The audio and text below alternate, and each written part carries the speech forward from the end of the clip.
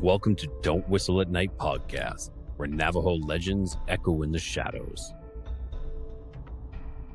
Darren and Dawn will guide you through the sacred fire of native storytelling, where the old stories breathe, the unknown walks among us, and voices, long hidden, rise to be heard.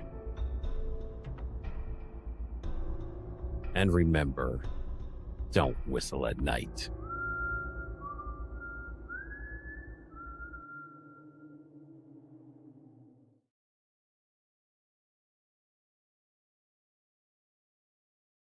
Hey everyone, hello. Welcome to Don't Whistle at Night.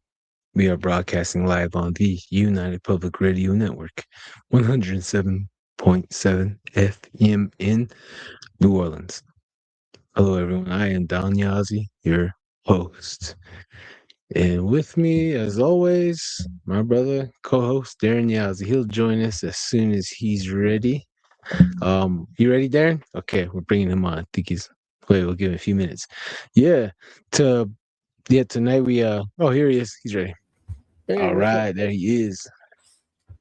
What's up, man? How's it going? How's the weather like out there in Pine Hill area? It's a nice 80 degrees. Of course, the gnats are out and everybody's cooking, so it's nice humidity.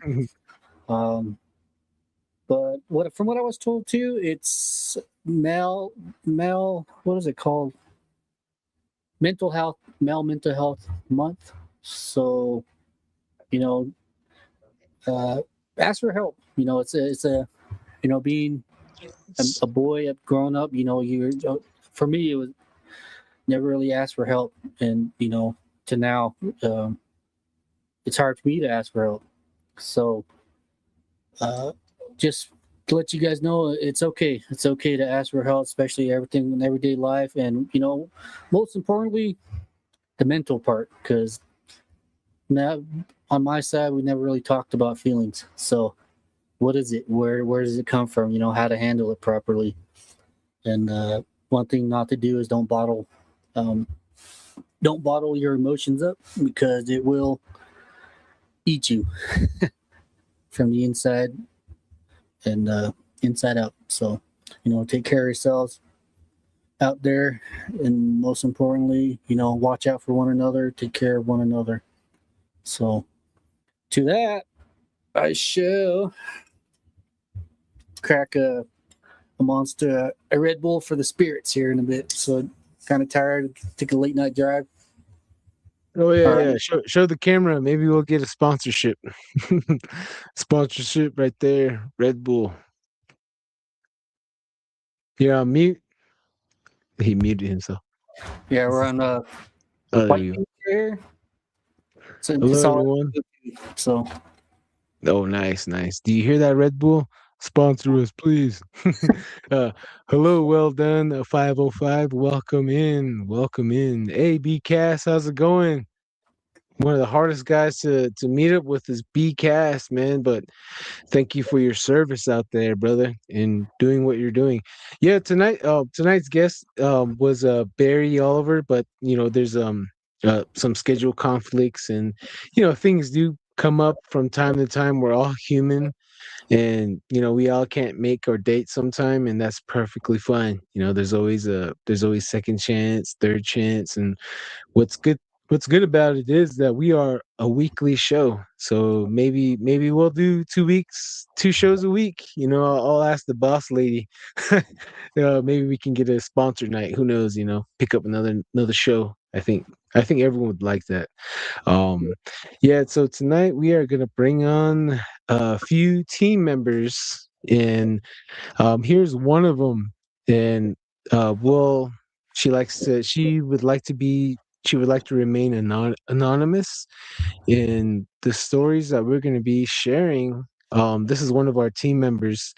We're going to be sharing about what happened to us last week's investigation out in Gallup area.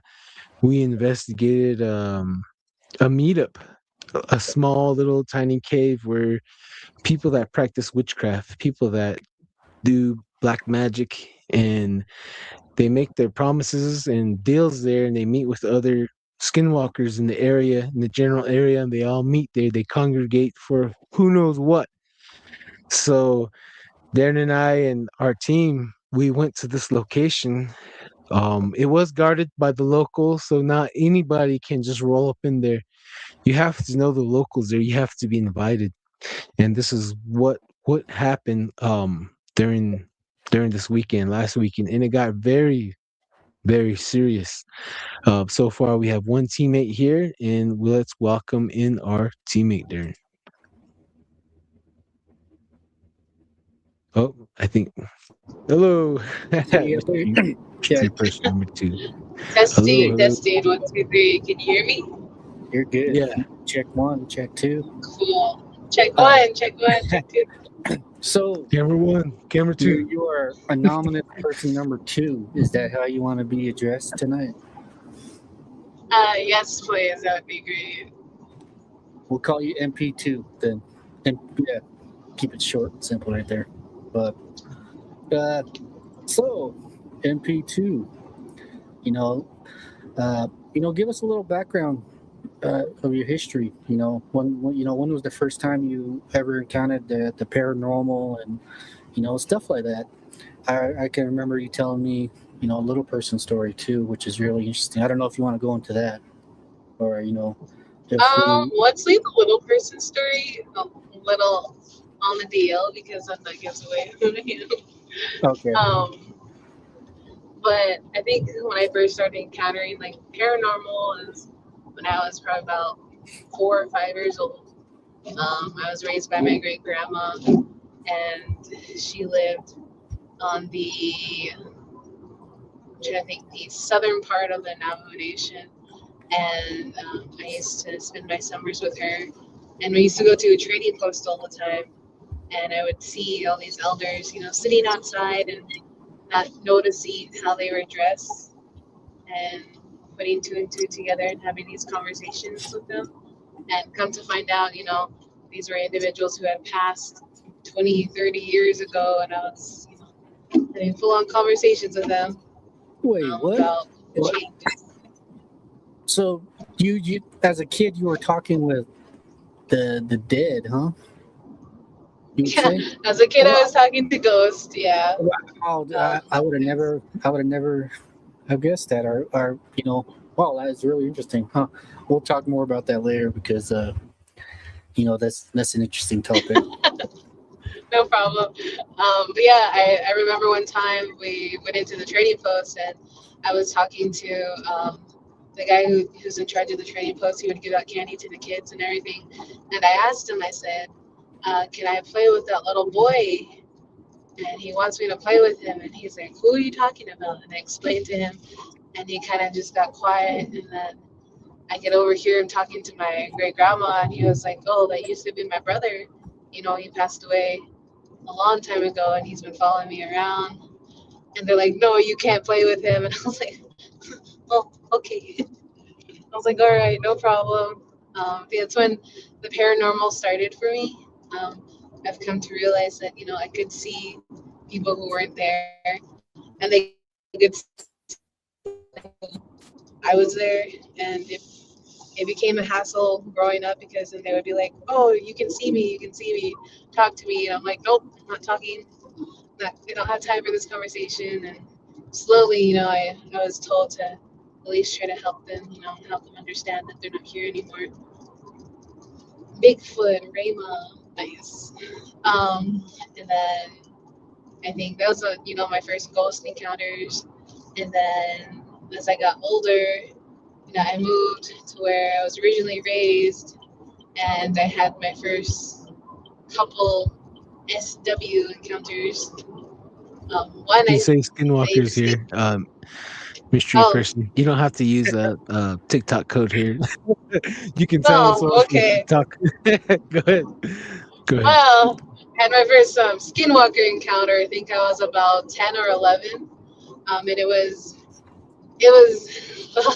just thinking about it now. Like I can feel like my throat like starting to like kind of tense up because it was scary, So one of my aunts, she was having a ceremony done. Her and her partner, they both came out from Rama. Um, my aunt and her partner were from Rama, and they both came out. They're my favorite aunties, and they're doing a ceremony. We were in the Hogan with the medicine man and everything, and I had two miniature dogs, and they were outside of the Hogan guarding the door. And it came to the time to take out whatever was bothering my aunt. And the medicine man said, we're gonna turn off all the lights. If you hear anything, let us know. If you see anything, let us know. Kind of just using our senses to tell, what was going on. And during that whole time, we were told to sit still, not to be afraid of whatever shows up. And that whole time, my dogs were in front of the Hogan, and they were growling at something. They were fighting something, and I was getting worried because they're small dogs and everything. And everything went smoothly. Everything was done. And the medicine man left. And so we came back into the house. We were eating, and then the dogs went all crazy. And there was several of my family members there, and we were all looking out the window. And where my aunt and her partner had parked their vehicle, we saw this really big, massive shadow. Looked like a cow at first. It was walking in the backside of their truck, and my heart's racing. It's weird, but I literally watched this thing go from this big cow-looking thing to shrinking down all the way down underneath the vehicle. It just slithered like a shadow right underneath the vehicle. And all of my cousins and we all got scared, and we're like, ah, ah. And so we were getting hysterical and everything. And then the dogs, they started fighting this thing, and the dogs got scared, and they all ran on the porch. And my great grandma was sitting there, and she was trying to yell, like, what's going on, what's happening? And none of us could tell her what was happening. So that shadow went underneath the other truck that was there. And my aunt, she used to be a security guard for one of the hospitals, and for Defiance, the old hospital. There's stories to that too that she shared with me growing up. But she had her own personal protection and everything on the side door on the truck. And she was like, I have my gun in there. I can go get it. And we're like, well, where is that thing at? Is it truck? And where is it at? And so come to find out, it was underneath her truck. And out of nowhere, she just realized that she locked her truck. So the only way was those, like, the back window where they have these, he used to slide open from the outside and the inside. 1996 Chevy Silverado truck. Anyway, so she climbed in. She couldn't fit because she had broad shoulders, and I was the only small one there. So they're like, hey, you're gonna have to go get it. And I was like crying. I was like, I'm scared. I don't want to. I have to walk by the truck. And they're like, just do it. And I was like, fuck. So I jumped in, grabbed it, ran all the way back inside, and I got so scared. And then I was sitting by my grandma, I was crying. She was like, what's going on? And she finally told us what was happening. And she was like, put some ash on the gun, bless yourself first. And none of them wanted to listen. So my aunt and my uncle, they went down the porch to her vehicle, and they had a big flashlight, and they shined it on this thing. And what went from, a big cow came to like a small dog. And the small dog, scary to think about, because just watching this as a kid, witnessing it, I would say it scarred me. But this dog had a really small head and really big shoulders, and then the two front arms were bent outward. So I don't know if that makes sense. So like the elbows were outward, and then the paws were kind of faced in underneath itself. Oh, kind of like your, those, how they draw bulldogs, their arms are kind of bent. Yeah. Oh, okay. Wow. So it was like that, but its legs were, just straight out, kind of like somebody was laying on their stomach and their legs were just straight out, and it was really long. So it was like a disproportionate dog. And they were like, they shot at it. And when they shot at it, it yelped. But in the middle of yelping, you heard this woman just, scream at the same time. So it was like, "Ow!" And like we all got scared, and I was like, oh. And then it started talking. And there's one video that anywhere, either on YouTube, Facebook, Instagram, TikTok. If I see that video, I immediately scroll away. But I don't know if you guys seen that video of that Chihuahua where it's growling and then they move the mouth, the jaw, and it makes that weird sound.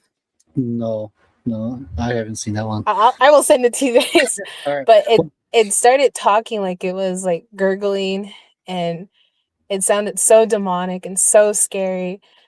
And I can hear it now, and I got goosebumps and everything. Yeah. And it was the scariest thing ever. And I was just sitting there crying, and they finally pulled me away from the door, and I was sitting there crying, trying to figure out what was going on. And then it started talking and saying disgusting things to my family, saying like, "Oh, I'm gonna unalive you. I'm gonna eat your children. I'm gonna do this to your women and whatnot."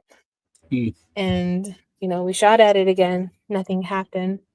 And they ran back inside. They needed to refill, the mag and everything. And then my grandma, who was raising me, she had a shotgun, 12 gauge, and she brought that out. She's like, "This is gonna hurt it," or whatever. And that didn't help. They shot it twice, and it started crawling out from the truck. And while it was crawling, it was like, my leg again, I said the way the arms were, it was like dragging itself, and the legs were like sliding on the ground back and forth. And it was just disgusting. And it was trying to crawl up the stairs and trying to get into the house. And we had those old wooden brooms with like, the 4-inch diameter broomstick and everything. And my uncle came out with that, and he whacked it on top of the head of that dog, and that whole broomstick broke, and we all ran inside and locked the door. And the door, whatever that thing was, banging on the door, ringing on the screen door. And, my great grandma, at the age of 82, she got up, she was fed up with this shit. And, she grabbed the 12 gauge, gave it to my uncle, put ash all over his face, put ash on all of us, covered the gun with ash. And she's like, "Do it now." And so we all went back out there again. I was holding the flashlight. So one time as a kid, you don't want to hold a flashlight, but I had to do it. And they shot it, and that thing screamed so loud, and it was disgusting. And when that blood came out, I don't know if you guys ever butchered a cow, but it was that blood smelled horrid. It was sour. It was salty, and it just made all of us gag and everything. And whatever that thing was, it passed out trying to crawl out from the back end of the truck. And we called the medicine man, said, "Hey, this thing showed up over here." And he was like, "Okay, let me turn back around. I'll be over there soon." And so my great grandma had told him, "Throw it in a bucket and throw it down the hill." And they're like, "All right." So my uncle, my aunt, they threw it in the bucket, and it was snowing around that time too. So they threw it over the hill and everything. And when the medicine man came,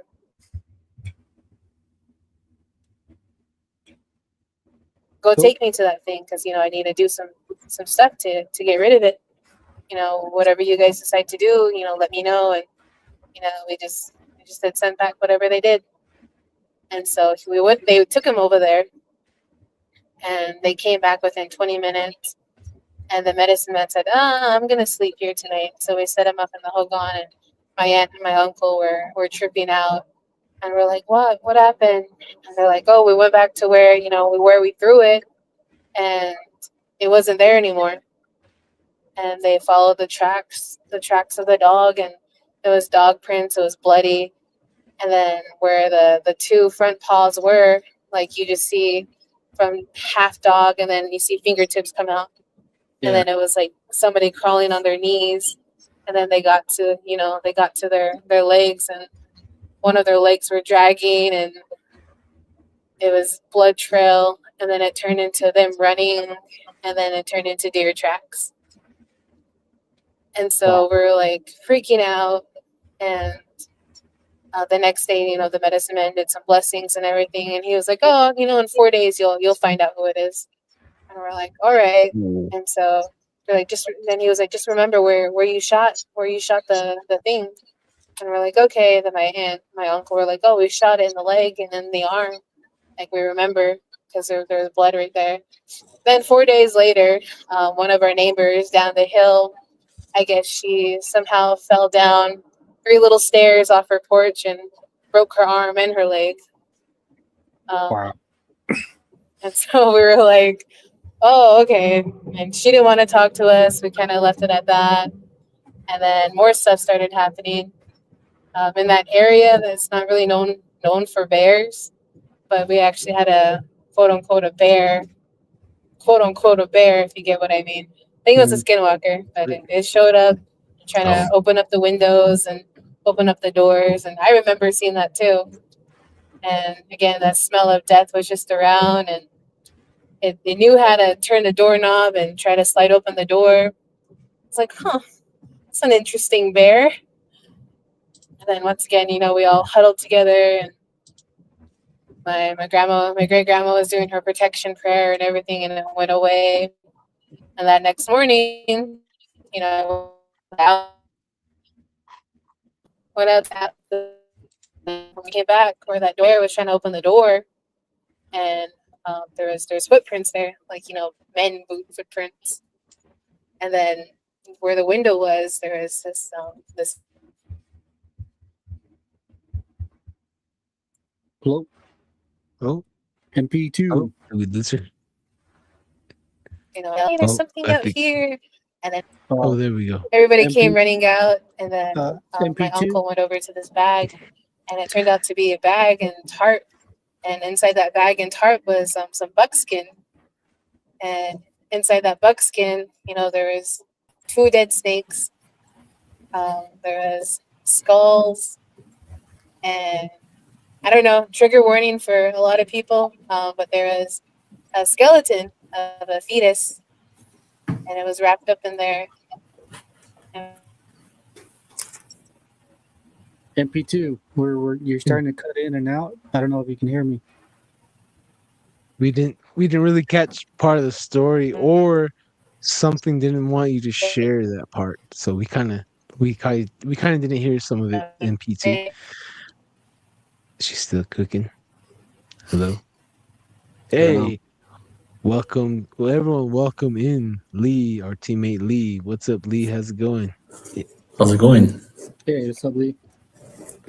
Oh, not much. I think MP2, can you hear us? We got Lee up here. Wait, I think we lost. 1, 2, MP2. 3. Can you hear me? Oh, yeah. Oh, there we go. I don't think you guys can hear me. No. You might have to go back on the topic that you Restart story. you kind of cut in and out. Hey, what's up, Bon Koshel 24/7? Hey, what's up, JP? Hey, Foxy Rose 435. What is up? Welcome in, everybody. Welcome in. And we got Carrie Fast 8. This story's wild. Don't lose her. Yeah. We're gonna keep up. We're gonna make her retell the story because we lost her. I mean, it's a really interesting story, especially when you shot the protagonist and you see them the next day, and that's always a good show right there. A good story. Yeah. Right. It's always one. It's the weirdest thing seeing these footprints too, the tracks that they leave. Oh, we lost her. The ones I've seen out there in Cameron, you try to reason with yourself, especially with this paranormal stuff. You have to talk to yourself, and when all logic leaves the door, then that's when you start to get kind of intimidated. But it's like how can these little dog prints turn into footprints? It's the craziest thing. It's the wildest thing to see. But that's I did talk about that earlier in the earlier episodes out there in Cameron, Arizona. So Yep. Everyone, welcome in Mr. Lee. Welcome in Mr. Lee again. He's going to be joining us again next week. So this is a little freestyle tonight, and we're going to take it as it is. And hello, everyone again.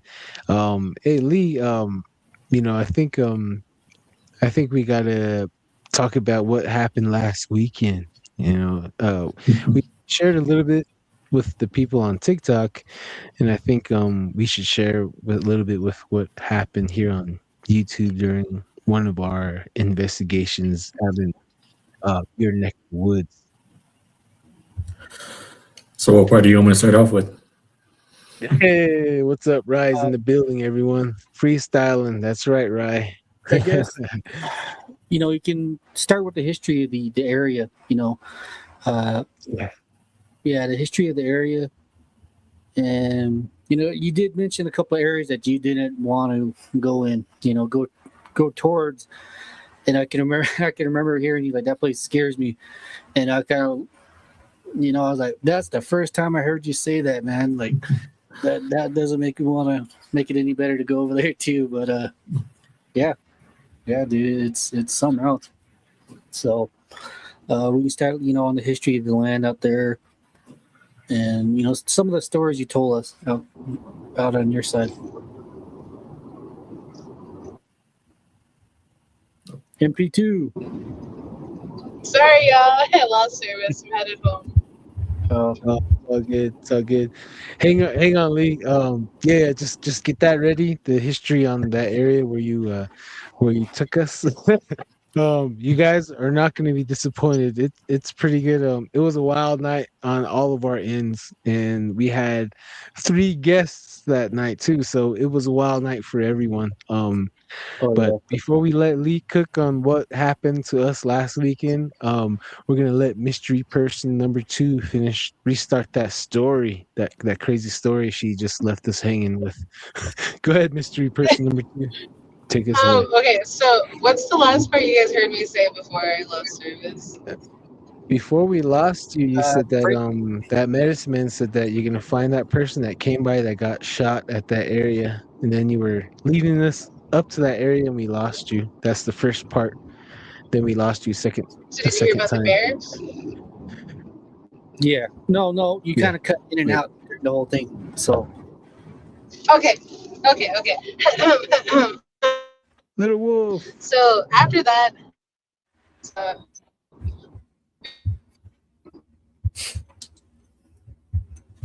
remember seeing that too, and it was no. Yeah, I think we lost her again. Oh man. All it happens. Oh yeah, BCast. We did a photo shoot in Albuquerque. Testing 1, 2, 3. Oh, there we go. There she is. Go ahead. Okay, let me quickly say it. So we got visited by a bear. I remember seeing that bear growing up too, and it was a pretty smart bear because it was trying to open up the screen door and the door somehow, with its claws and everything, and it would bang on the windows and try to pop open the screens and everything to try to climb into the house. And my grandma, we would all huddle together with my grandma, and she would, say her protection prayers and everything to keep us safe. And then the next morning, I went outside. I was the first one ready to go to the outhouse because, no running water growing up. Went out to the outhouse and, just happened to look down where that bear was and saw some men footprints. So where the bear was, there was some men's boots and tracks and everything. And as I was coming back, the window where this bear was trying to climb into, there was this bag there, and that bag had a tarp in it, and I yelled out for my family like, hey, there's something out here. And my uncle came out, and He went towards that. And he kind of like packed up and everything. Oh, he opened it. mystery person. Yeah, we're starting to lose you, MP2. You're gonna Give have me to go like to a good give me like area. 10 minutes. Give me 10. Yeah. Yeah, that works. Come in when you can. We'll let Lee cook. We'll let Lee take over. It's all good. We'll be here. All right. We'll give her 10 minutes, guys. Okay. So, Mr. Lee, can you tell us a little bit of the history of that area where you took us, and just a little bit of the provide context of the story, and then you can take us on it. Okay, so the story of the area, there's really not much to it because growing up, it's just been a normal thing for me. But I would say within like the past 10 years or so, the whole area has been like getting more and more darker, if you want to say it like that. But before when I was growing up, I mean, I could go outside and play in the dark and kind of run around and be a little kid, but ever since, like I said, about 10 years or so, it's just been getting like more and more dark and more spooky, I guess. But it wasn't until just recently it's been getting a lot weirder, because not like in a dark kind of way, but then there's more like visitations, and there's more things that keep popping out, and the whole area is just like that as far back as I can remember, like I said. Can you elaborate a bit more on weird, like you shadow more, like shadow people, or you see weird stuff in the sky lately, or? Well, for me growing up, I used to see things, like I said in my past episodes. I used to experience things as well, but it's not limited to me anymore because my dad, my stepmom, even all the way down to my uncle have been seeing more things active in the area. I mean, I'm not sure if it's like anything to do with like Bigfoot or anything like that, but it's just more of like skinwalkers and like I guess more of shadow people, that kind of things. Huh. Oh yeah. Especially that owl too, that story, that sad story you shared too. Just being there. Hey, well done, 505. I don't know. Are you an SW? I'm just kidding. I'm not teasing you. But just it's oh man, I can't wait. I cannot wait to get back there during the day, you guys, so we can walk with you, right? I mean, it was such a huge difference. Let me go back. It's such a huge difference with you telling us, coming on here, and with us being there at that exact spot where you experience these things. It just like put everything on another level, especially with it being late at night, 3 in the morning, 2 in the morning. We're checking out all these areas, and it's just like, man, this is we definitely need to come back and get all this down. Go ahead, Darren. Yeah, for sure. It puts the area in context. When you talk about a story, you don't get to see the area. You can only describe it so much. So to be out there, you really get to see it, and you really get to smell the air, and you feel the dirt, and especially out there where one of the previous guests that we had on, Matthew, he joined us also, and we did check out a couple of areas that when we go back, I would like to go check out Centaur. Those centaurs. Maybe try that to area you guys took us was back. pretty scary. Yeah, definitely, Darren. We going back, definitely to go back in the day, watch the sunset, and just be there at night just to get the full feel, the experience. I mean, I can only imagine being a child, seeing the centaur, trying to take you and then take a horse. I mean, that's another level. Not many people can share that experience. And being there and looking around at that terrain, and just like, something can hide here. Something can take cover easily here. You got all these arroyos, you got all these canyons, you got all these creeks. So should we just have Lee tell the story from his wait. Lee, can you tell us about when we showed up after we did the live episode, which was last episode? As soon as that live stream ended, we loaded up. We met Lee's dad, and then we went straight up to the hill, just like going four-wheeling. I was like, "Oh, are you sure, Lee? Damn!" So we went straight up this huge incline to this butte, to this Lone Butte Mesa type of deal. And as we were cruising up, we seen this another vehicle going up, paralleling us, and Lee got out and made contact with them, and they shared Lee with what they saw, and all that ties into the place where we went to. And go ahead, Lee. Can you share with us what that guy shared with you, what he saw up there? Yeah, I mean, pretty much that whole area, most of them are related to me somehow, some way. So, but the one that met up with this, I think he's more like my cousin. Yeah, but what he told me was that he was just wondering what we're doing up there, because he thought it was someone that's like partying and kind of making trouble back there, So, but once I mentioned my dad's name, he just kind of brushed it off and he was like, "Oh, okay, well, now I know who you are." And then that's when I told him, well, I just told him that we're up here kind of looking around, and then he mentioned, or I mentioned that I hope we don't run into any skinwalkers. And then he's like, "Oh, dude," he's like, don't get me started on that." And I told him, "What happened with you? Like, what'd you see?" And that's when he's all like, he was like the week before, so like 2 weeks ago, he was up there, and he said that he was walking around where that cave is, the one that you guys looked at. And he said that there was as he was walking up to it, he's seen a person that was painted in black, white face, and he said he's seen the skin on top of it, and it just like popped out of behind one of those bushes into where the trail is, and they were just staring at him. And he said that his arm on his hair on his arm, his neck, he said it all stood up, and he froze right there. He said it felt like a long time, but he said honestly it felt like 30 seconds to a minute or so. And he said that he couldn't move, he just stared at it. And he said he had like 4 or 5 dogs with him at the time, and those dogs just turned around and took off running home.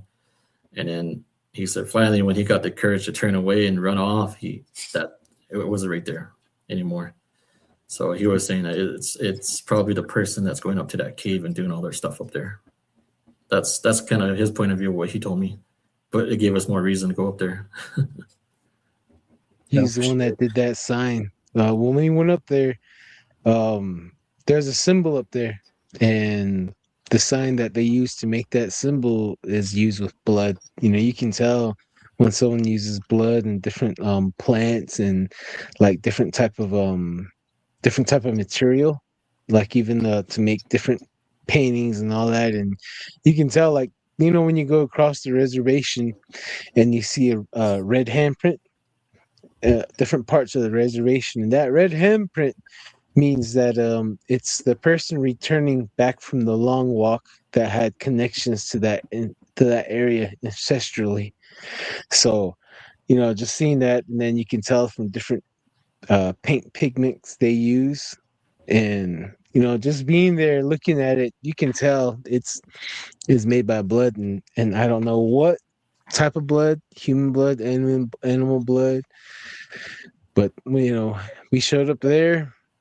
I didn't see anything, the first few seconds. I was tripping out. I didn't see anything. I was looking around. I was like, I don't see no fire. Looking at the walls, and I stopped. I was like, wait. I kind of rubbed my eyes. I looked, and sure enough, there was a red paint right in front of me. I was like, how did I not see that?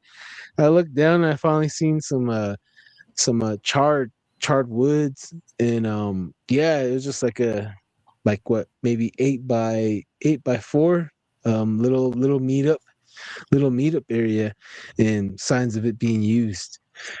And yeah, it was pretty cool being up there, and not many people do that. Not many people go to places where they gather because some things will happen to you, and I think that's what happened to us on our way back down. The story got a little more.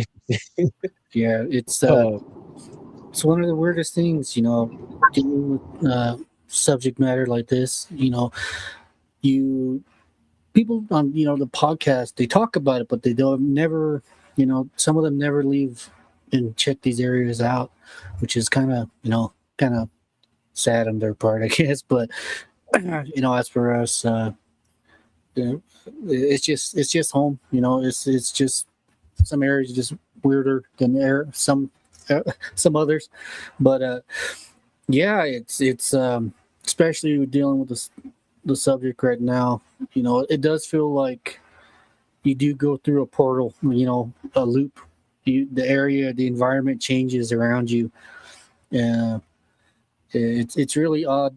It's a really odd way to explain it, but that's the best I can do right now. Is it feels like a portal. You go through an area, you see cryptic creatures like these monsters, and dealing with witchcraft does change the environment around itself. So, yeah, but Oh yeah, yeah. Like after we seen that, I don't know if you felt the area shifted where we had to get off, we had to leave, and then stuff started going on, and um, before we get on to the next, or should we just finish this one and we'll let mystery person 2 continue on their story, or should we go back to mystery person 2? What do you guys think? Oh, we lost her again. so Oh no. Oh man. Okay, we'll just we'll let Lee okay, so we went up there to that area and Lee led us underneath probably about 100 yards away on the trail. He said to follow the trail. You're gonna pass the brushes and the trees, and there's gonna be a cave. And he gave us the description. You'll see wood there. It's being used signs, and we did. We showed up there, um, and Darren and I we did high fives. Fist bump, knuckle bump, belly bump. And then we cruised back down. Yeah, we showed up to the team, and one of the teammates had their body hijacked. And what happened was, I guess we had some, I think there was a skinwalker running around because Maddie, the team that was with us, he actually seen the figure running around. He said it had a loincloth and something over on top of its head and no clothes on. yeah, And my son there too, and he actually heard it. And Matthew said that it went up towards my son and got close to him, and it did a like a real Navajo noise, like get your attention. So my son heard that, and he looked, and he said that he seen a figure running down the hill in between the trees. And then, as we're walking down, I was in between everyone. We had the first group probably like about 30 yards ahead of me, and then the other part of the group 20 yards behind me. And I was in a dark area walking, and I heard somebody running beside me, and I yelled at Darren. I forgot my spotlight. We weren't really prepared this weekend. It was just the weekend we got back from Albuquerque magazine, doing a photo shoot for that magazine. So we kind of didn't have our gears. So, that was going on, and tension started happening, and we had one of the teammates' body hijacked, and Darren and I arrived, and we all had to assist. We put on our we all took bitter powder, and we helped the person back into herself, because when you're around places of high strange black magic witchcraft, people can be in the physical realm and in the spiritual realm. And if you have the gift, you walk in both sides of the world. You're like a messenger, you're like a conduit for these energies. And if you are open to that, then you can easily be used as a conduit. And that's what happened. So we helped the teammate out. We helped her out, and I got up and checking the area, saying, all right, we're good. Okay, we're good. And then Lee came up behind me, and he put his like his thumb right here on my side. He's like, don't move.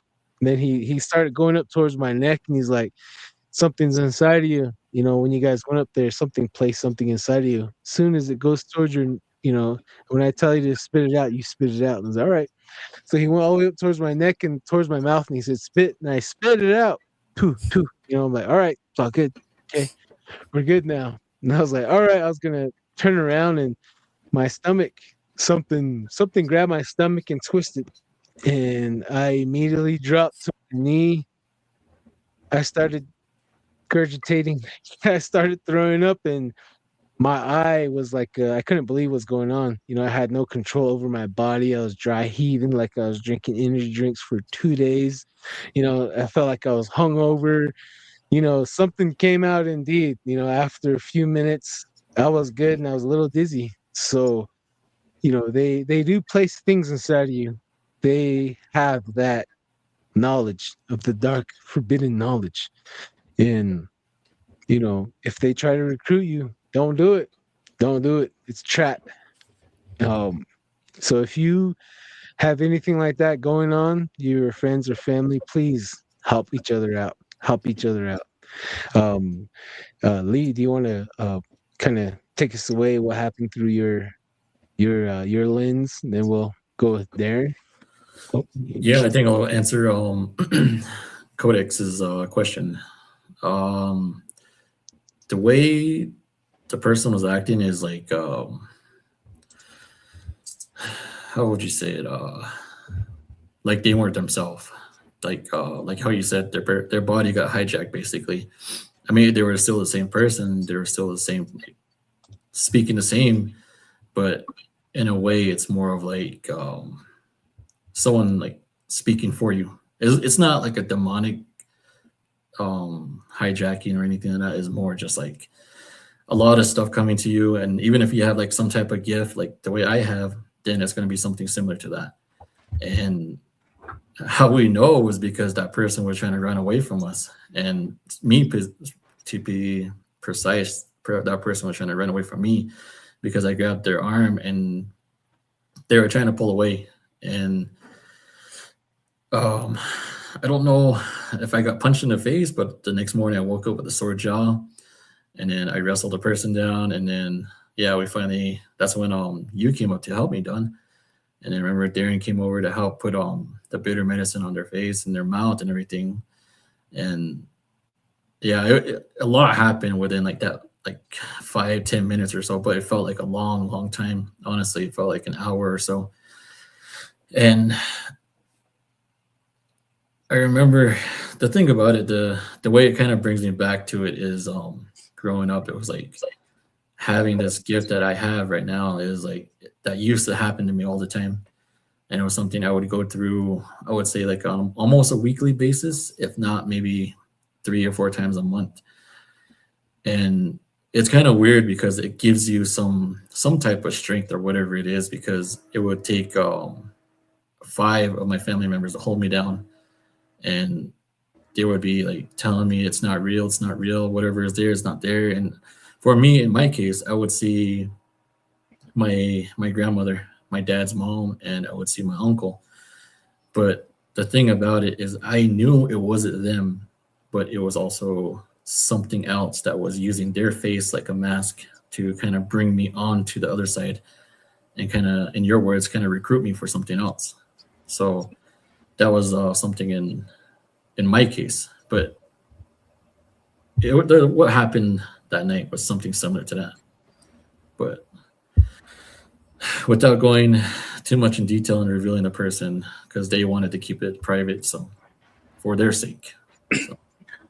Yeah, it's I guess you would kind of, I guess for anybody with, that doesn't have the eyes like Lee, people, I guess people would call it possession, possessed, taken over by another entity, I guess you would say.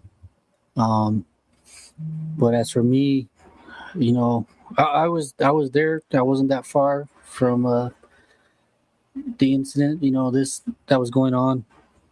As for me, it was just because I heard it, I seen this possession thing, I seen it happen before, but I could tell you this, that the screaming was just like the screaming that I heard out here at the tent revival. And, it's something, it's a different tone, it's a weird energy that it gives off. It's almost like it shakes the body, I guess, rattles the soul, I guess you would say, because that's exactly how I thought about it too. And I had my back turned, I was looking around the area, and you can just hear the screaming and wailing, and it just brought like it just brought the chills, and you could just feel the. For me, I just felt that sorrow, like, oh man, like this, it was a sad moment, I guess you would say. But you see it once, a couple times. I don't know if it helps or just lets you understand a bit more about the subject, So, but all I can tell you guys is, is very much real. This is it's a real part that people don't talk about, not even in the Christian faith, not too much, So, on that note, be careful, especially if you're gonna go into areas of, weirdness, strangeness. Be prepared, mentally, physically, and spiritually. So, saying that, we'll go ahead and continue on the subject. But we're here. We made it out, and later on, everybody talked about it. Everybody talked about what happened. And everybody was checking on each other. Because that's the way, that's the way it should be. But as for everybody, everybody was tired. I know. Rained. Yeah, the next day I got back, and I slept for like 12 hours, 13 hours, and I woke up, and I felt tired too. Still, I felt like a bad hangover, and that lasts all day, and that's what happens. I don't know if it's because of what we went through or the energy that was around us, but yeah, that's one topic that people don't really mention in all these paranormal podcast stuff too. So might as well put light on the subject. Oh yeah. Before we turn the light on that, I'd like to share a little bit of it. With my side, growing up, half my family's Christian and the other half is traditional, and I would see the similar things plaguing both sides of positions and dark spirits trying to communicate with one certain person, including I myself.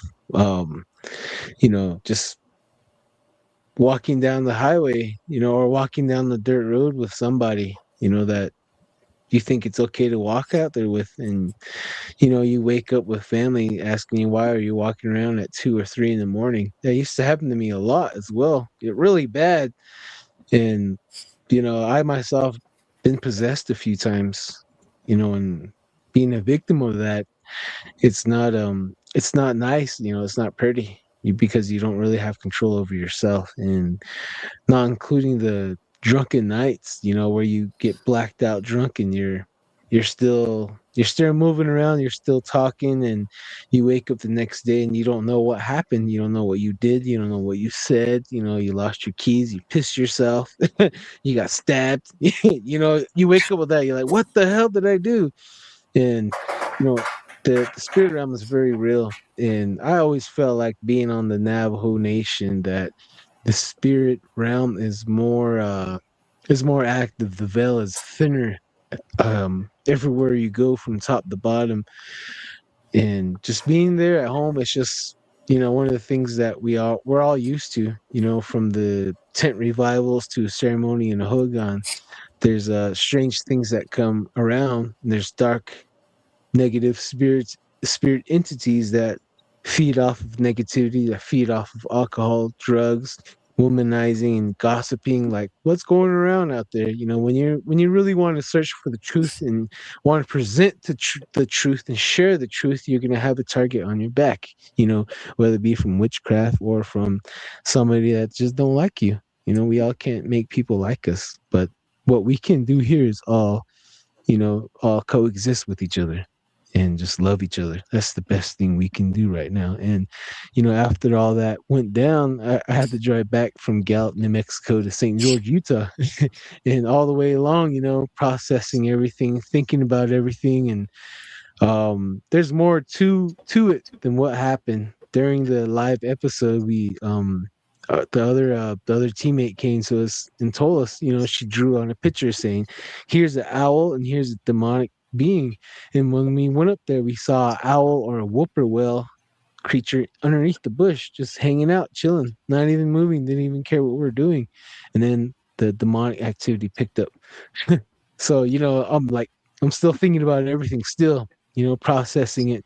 And we did check on everyone. We checked on each other, and we're still doing that to this day. And, we're all being brothers and sisters together. And, I encourage all of you out there, your community, look after each other, look after each other, check on one another.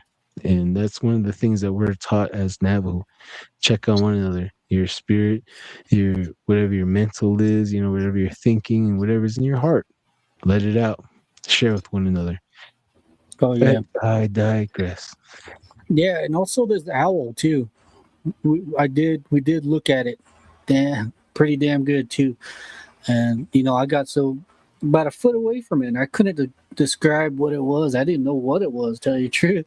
All I knew is it was something. It looked like, I was telling these guys, like, it looked like a lizard.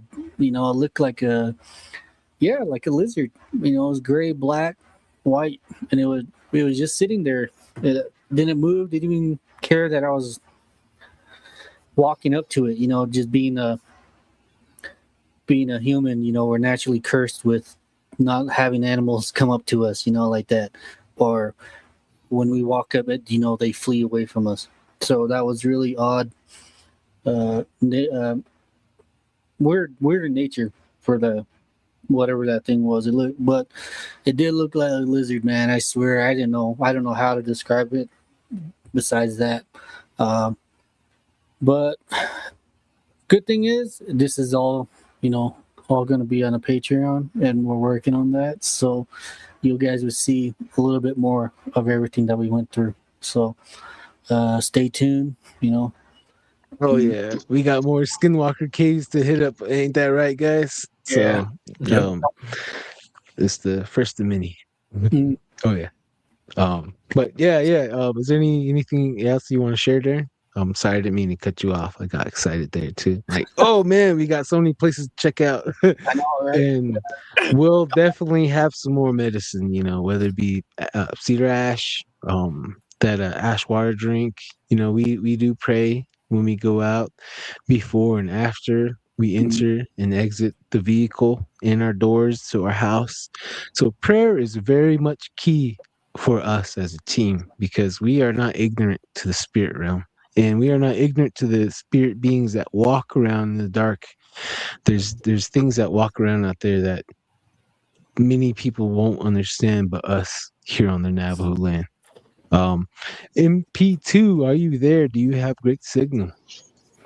I have great signal. Can you guys hear me? Yes, ma'am.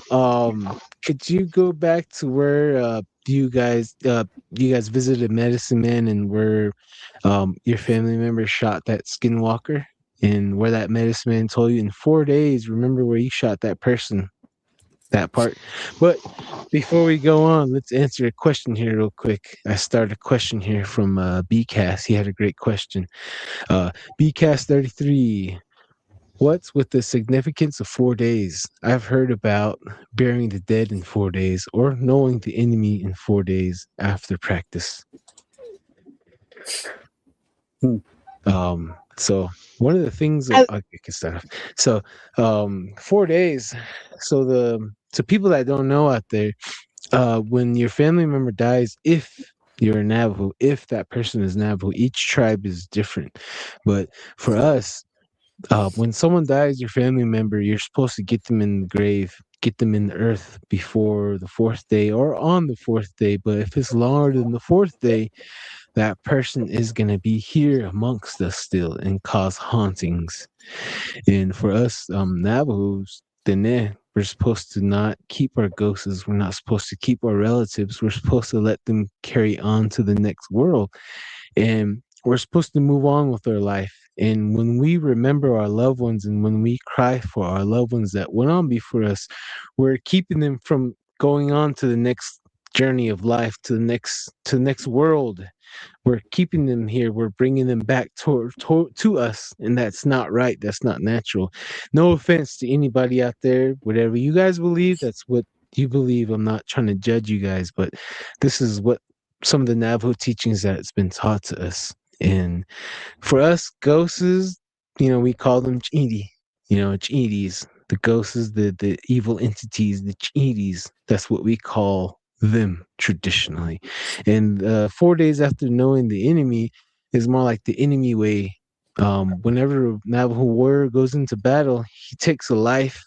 He can't go home right away. He has to go with the other warriors and the medicine men. They have to go through days of ceremonies, which can stretch to 13 days to 30 days, depending on how bad that warrior experienced PTSD from taking life. And when that warrior is okay, he's allowed to go home to his loved ones, and he's not going to bring that enemy that he killed in battle with him to affect his household.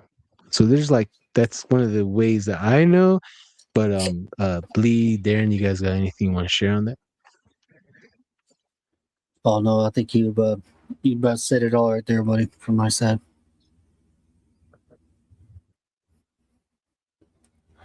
But yeah, that's pretty much said it. You pretty much said it, man. So yeah. What about you, Lee? Before we move on. I mean, the story varies from which part of the reservation you come from.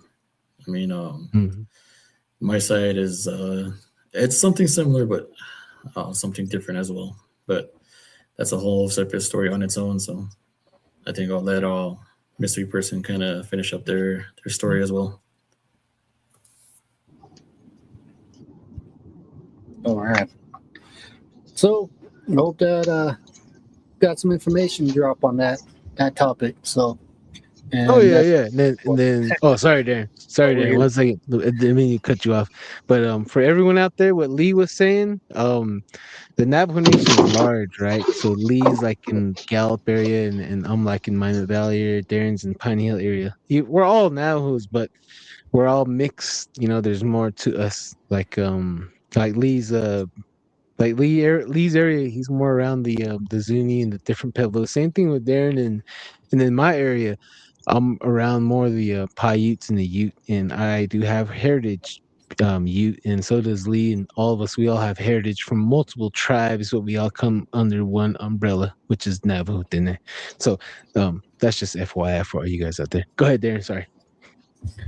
Oh no, I said it all. But yeah, if you guys got any questions, give us let us know, and we'll give you an answer on it. But yeah, there's a lot of movement on the chat right now, which is really good.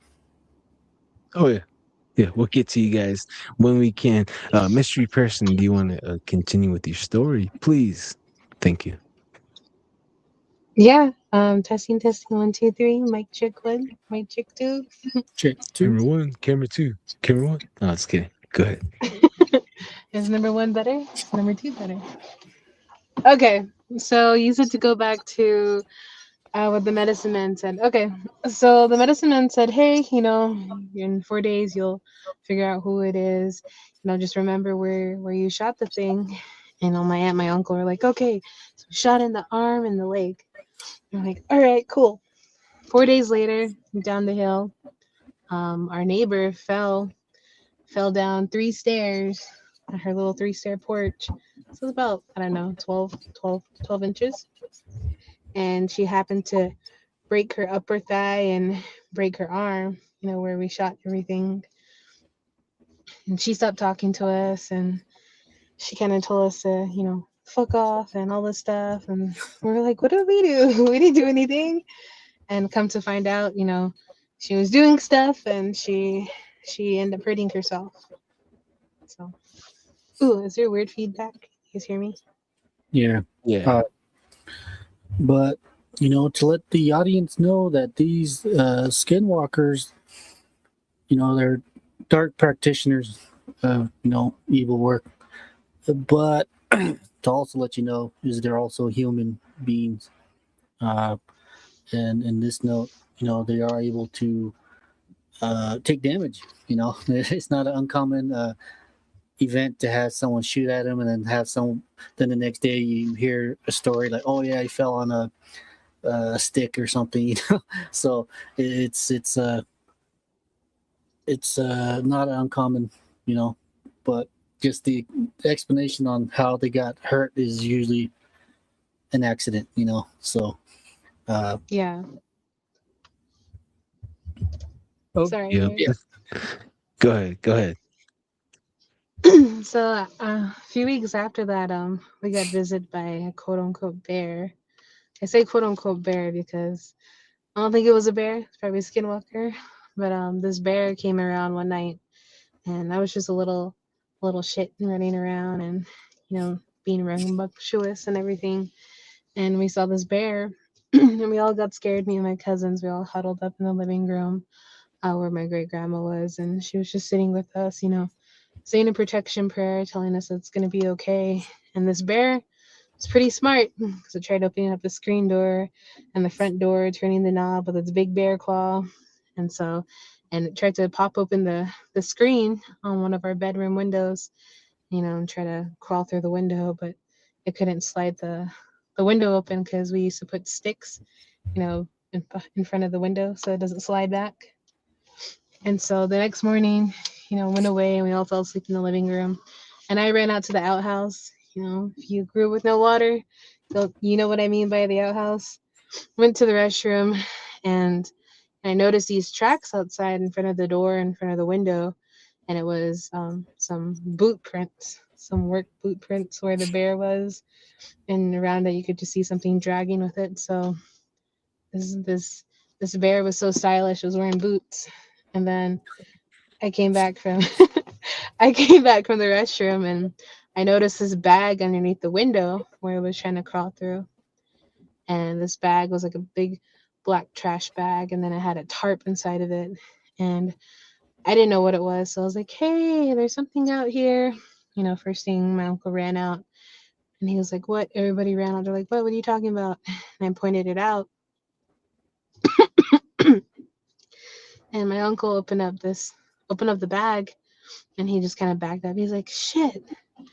And then right when he opened that, you could just smell it. The smell of something rotten and fleshy and just this death kind of smell. And we all gagged and everything. And they opened the bag more, and they're like, "You need to call the medicine man." So my aunt went back to go call the medicine man. He was on his way. Us little kids being nosy, we kind of like peeked over, looked at it, and trigger warning to some of you guys out there, but in this little bag, there was 2 dead rattlesnakes. They were wrapped up in something. There were some bones, some skulls, some animals, and again, trigger warning. There was a skeleton in there of a fetus, and there's little pouches and all these other things inside of it, and there's hair, and I just want to say skin or whatever. There was something else in there. And so the medicine man came, he threw a bunch of herbs and threw a bunch of stuff on it. He told us to build a fire, and that's what we did. And then chased all of us little shits away from the hogan. And he took that thing over there and he threw it in there. And as soon as he threw it in there, that whole fire just started sparking up. Like somebody threw fireworks in there, and it was just going. And then you could just, like, the smoke that was coming off of it was like really yellow and green and black. It was just mixed up. And I'm like, I swear, like, I can remember it felt like something was screaming the whole time that it was burning. And then a couple days later, same person who fell down her 3 little stairs, she ended up passing away. And her kids started getting sick. And then her mom got sick. And so they blamed us, saying that we were doing something to them, that something came in the middle of the night, and we did something against them.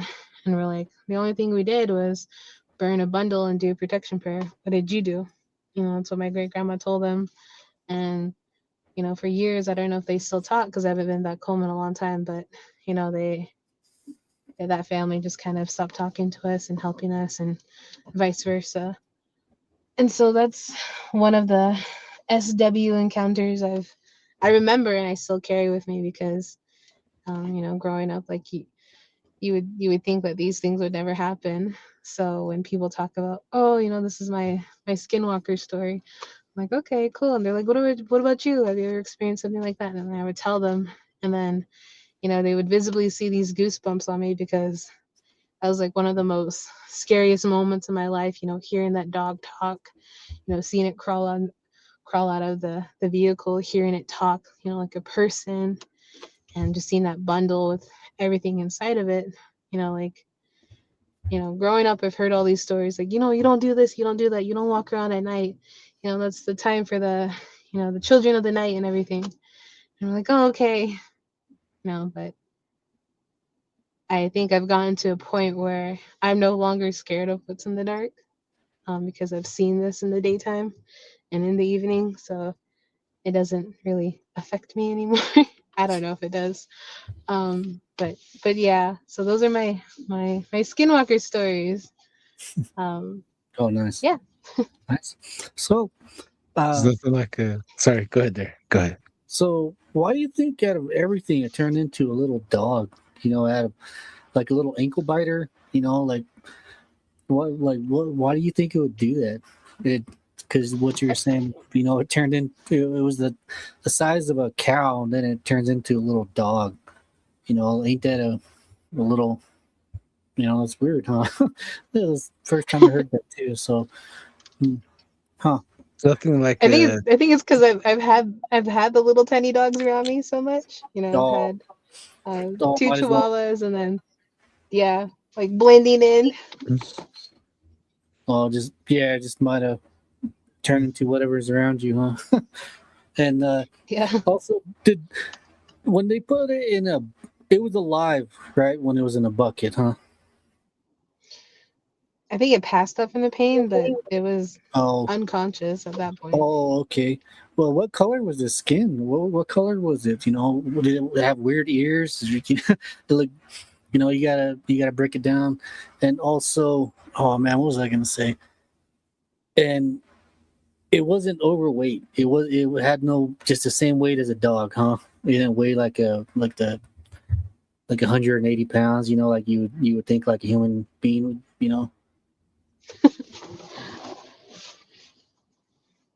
So. Oh, okay. So, you're gonna take me back there, Darren. Oh, I'm sorry. This dog. No, this is. Oh, was somebody saying something? Sorry. No, go ahead. Oh, so this dog. Closing my eyes. This was. Oh, are we losing her? Oh. Really broad, like it's like a big shoulders, small little head, and then the arms, the elbows were turned outward, and the hands were. Mystery person, I think you're going in and out again. I think. Well, mystery person, hello. MP2. Hello. Huh. Yeah. Hello. Yeah. I guess something didn't want her to finish that story. I was gonna say it's nothing like there's nothing like a little a nice warm new skinwalker story, ain't it? I mean, like all that was just it ain't nothing like a little childhood trauma, man, just to start life. So I know. But yeah, just takes us all back. I know how terrifying, bunch of little kids. And then in the background you have grandma in the back. She's the unclaimed hero on the Navajo Nation, I swear. So it doesn't surprise me for her to get a shotgun and go at it herself. So yeah, how amazing, man. Person. Yeah, for real. Jeez, all the grandmas are always gangsters. You notice that? Oh, we lost you, mystery person. Darren, do you remember exactly where she started cutting out? Broad shoulders and small head. having trouble connect. This is often caused by unstable internet connection. I parked in front of my house. Oh. Can you hear us Oh, though? can you guys hear me? Sorry. Yeah, we can hear you. This is crashing out in front of my house. And also MP2. Riz. Did That's the Riz. did it have eye shine? You know, did this thing have eye shine like a like an animal? No, it didn't. Hmm. Because I was the one holding the flashlight. Wow. Yeah, And I was that's looking directly at it. you know, that's something not too uncommon either. I do remember some relatives telling me about them coming across a skinwalker that was in the form of a sheep.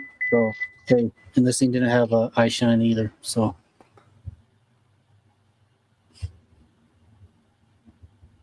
Oh yeah. MP2, you Are you still there? there, Mr.? I got my cat right here. Yeah, we can hear you now. Can you hear us? Okay. Yes, I can hear you. So from what I remember, because Darren's bringing me back to 1997. I'm just kidding. I shined the light on them. I shined the light on the face. And it was like human eyes looking right back at me. Big brown eyes with white, like how how our eyes looked. And it was a small head, and it was big broad shoulders. The elbows were sticking out, the paws were kind of inward and tucked underneath them. And when it crawled towards us, it was kind of like swaying back and forth because the back legs, they weren't working.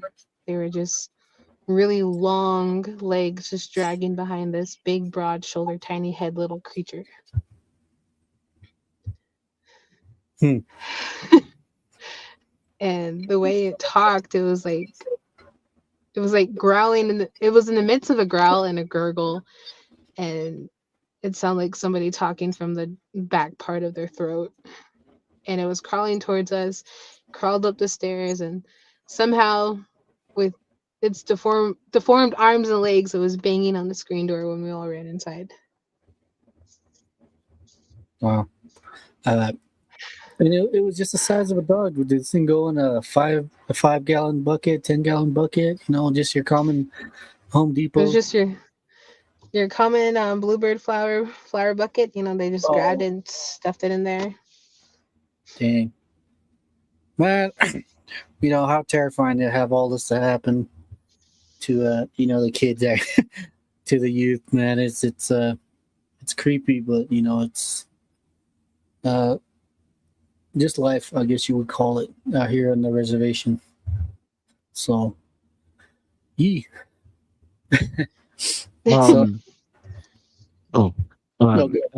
MP2, I have a question for you. Yes, when sir. you see a spirit, what is the first thing you notice? Their face, or energy, emotions, or something else? When I see a spirit, the first thing I notice is them looking at me, and they're like, "Oh shoot, you can see me!" And I'm like, "Oh man." Oh, do they have yeah. that look like that stupid face look, like, or like you've seen someone, but you can't really tell where you seen them from, type deal? Or? Yeah. Oh, okay. So, I know the look then. Nice. Mm-hmm. So I was at my house. I have my house. There's I don't have a back door per se, so I have a door that's on the side of my house, and then I have a front door. And it's kind of weird because it's kind of in the same direction, so I don't really per se have a back door. So my side door, there's a gate that goes a fencing that goes all around my house. And by the side door, there's a gate. And I was leaving back to work for lunch, and no, I was coming back in. Sorry. No, what was it? What? I'm trying to remember. It's I can't remember now.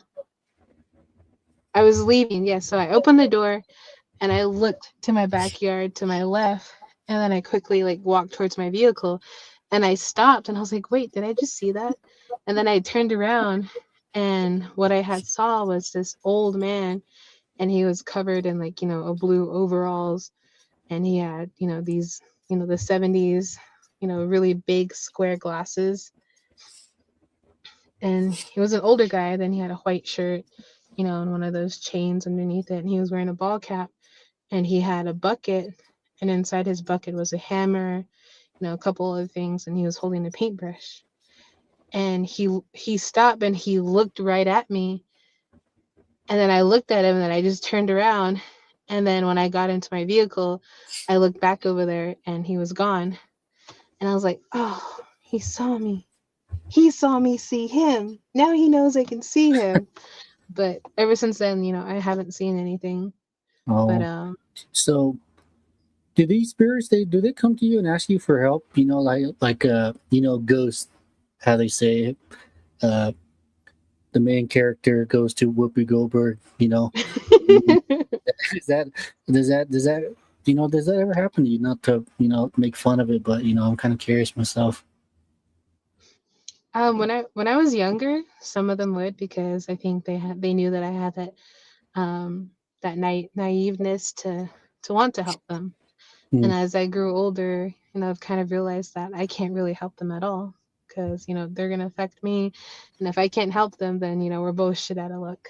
But some of them, especially where I work, apparently there's a lot of energy there, and there's spirits there where I work, and there's two of them that will kind of come up and like peek into my office, and then I'll see them and I'm just like, ugh. And then they'll come around, they'll sit next to me, and they'll be like, I know you can see me. And I'm just like typing away. And then they'll just kind of like move something, and I'm like, oh. And then it got so much to the point where, they were kind of throwing some of the books I had on my shelf. And then I kind of got mad. I'm like, if you don't pick that book up, I swear, I'm going to throw it through you. And then they're like, oh, okay. Then they just walked off. And they're just like, okay, sorry, fine, whatever. And I'm just like, And also, do they just pop out of nowhere, or do they like slowly walk up to you, or you just wake up and have someone staring at you while you're using the restroom or something? Oh, geez. I hope they don't do that, but no. Some of the ones I've seen, it's just kind of like they're just there, like they look like they're part of everything, and then I start to notice them when like they look directly at me, and they're like, oh, that person can see me, and I'm like, oh, okay. It's kind of like that, hey, you, I know you kind of look, and you're just like, oh. And like, do they follow you around, or do they just stay in one area all the time?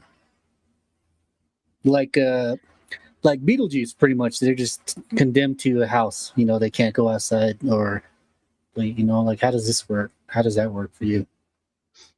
I think only once I've had one kind of tag along with me from Red Mesa, Utah, all the way to Farmington and back. Wow. Yikes. For yeah. That spot when you're going down to Red Mesa, that big hill, a lot of people lost their lives right there. And I've heard tons of stories right there of like a centaur to people hitchhiking right there and hearing spirits calling their name and even dragging them underneath there's like a little culvert underneath that road right there where people can pass, and there's all kinds of bad stories right there. And whoever's driving there at night, sometimes they'll see a lady in a white dress or a black dress at the bottom. So I mean, the stories, there's more stories that's not coming to mind right now, but that part, I really do believe it. So I think what you saw is probably one of those spirits catching a ride right there. Hey, Lee, do you have any questions for Mystery Person 2? Or you want to add anything? What's up? You got your questions?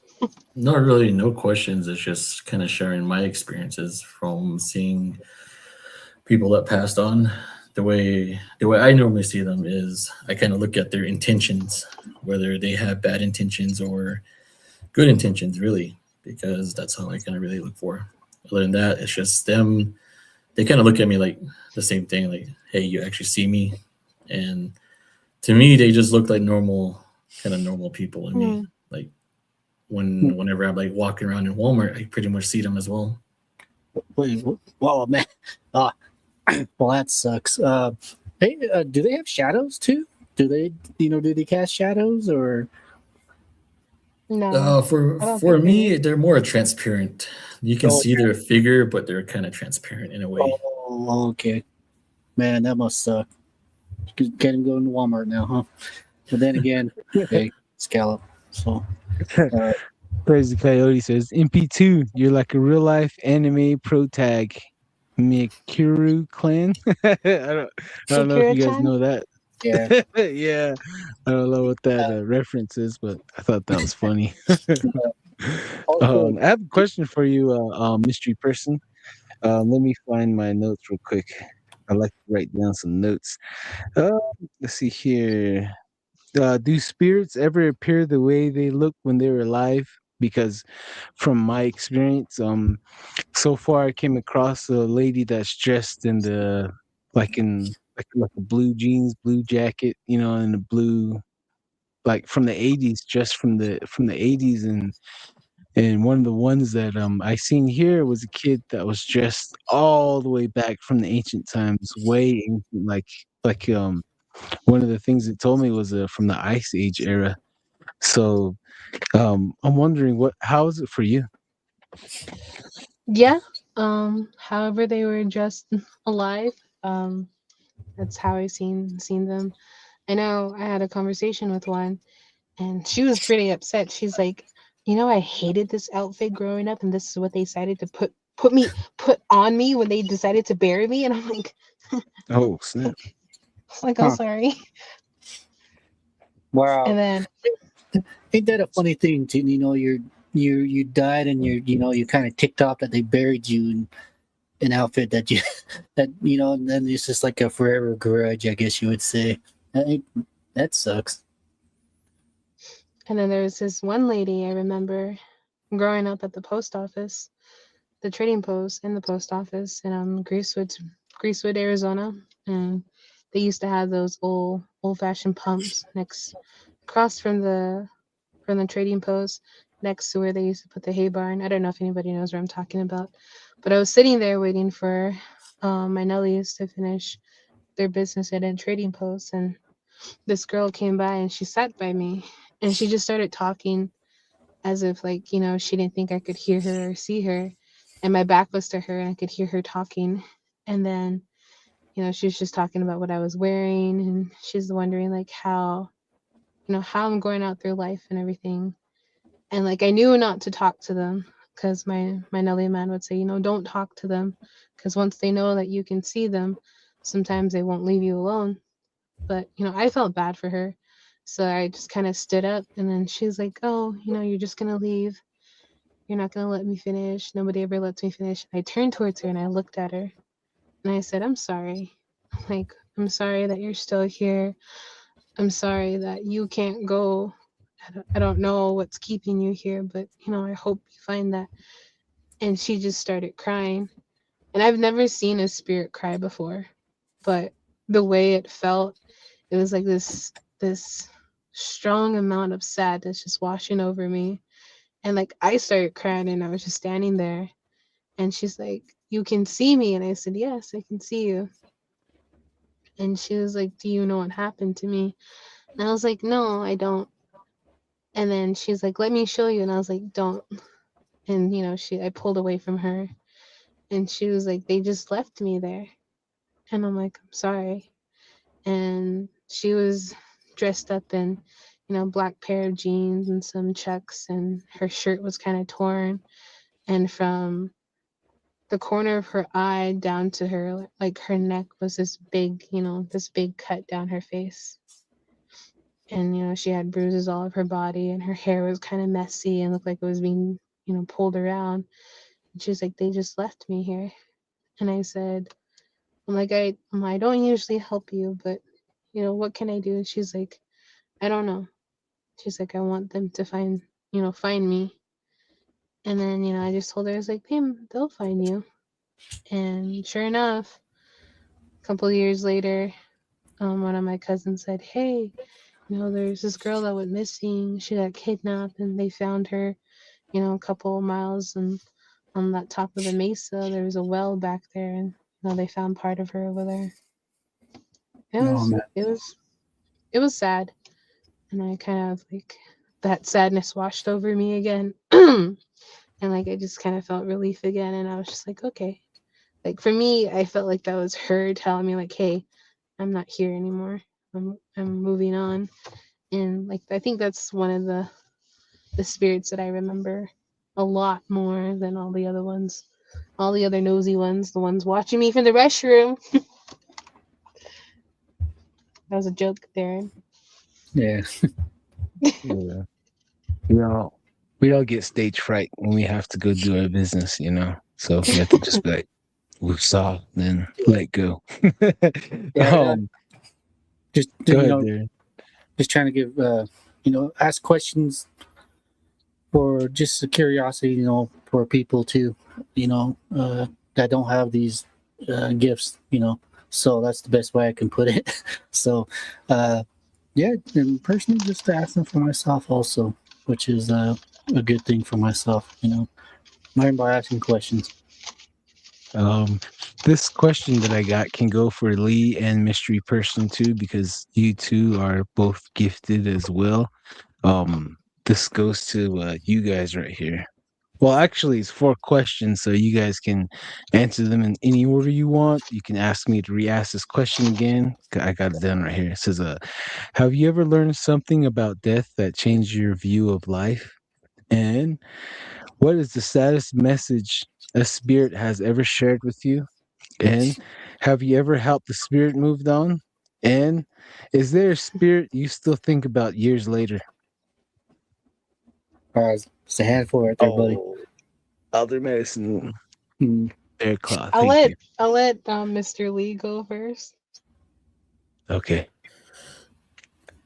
Shit. You can What ask was the me questions again? Okay. All right. Stage fright. There you go. There you go. One at a time. Stage One at a fright. time. Okay. I thought I'd ask all these so you guys can ponder it. So, all right. Shooting off right here. Have you ever learned something about death that changed your view of life? That is, we cannot escape it. Whether we try to prolong it, whatever we can do our best, if it's our time, it's our time. And that's something that we shouldn't be scared of. That's Exactly. what I learned from it. Yeah, Yep, exactly. Word. Yep. And what is the saddest message a spirit has ever shared with you?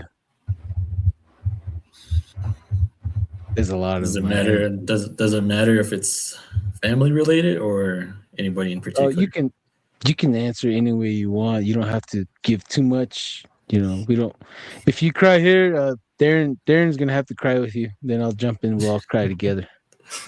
Okay, so from the ones I encountered, they kind of just talk to me and just kind of let me know what's going on in the area kind of thing. But if I can narrow it down to the saddest message, it will be my uncle. And this happened 6 years ago. And my uncle went missing for 31 days. And it wasn't until the morning of we found him. He came to me in my dream. And he was there to tell me to not hold on to him.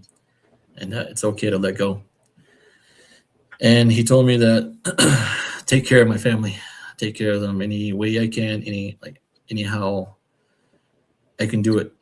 He told me to take care of them, especially my grandmother, which was his mom, because she was going through a pretty rough part of her life with dementia. So she didn't realize he was gone, but she knew he was gone, and if that makes sense. But yeah, he came to me in my dream, and inside of my dream, he was a white light, and I can hear his voice talking to me directly, but I couldn't see him. And then from that moment on, when the whole thing was over, he just said his goodbye, and I woke up crying. So that's like the saddest message I got. Wow. Yeah. Condolences, brother. Condolences. Thank you. Yeah.